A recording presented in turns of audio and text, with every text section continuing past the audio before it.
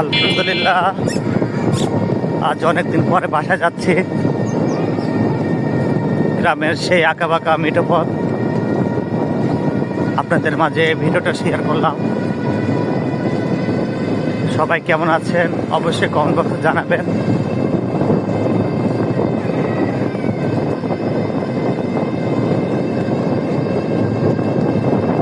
গ্রামের দৃশ্য আসলে অনেক ভালো লাগে।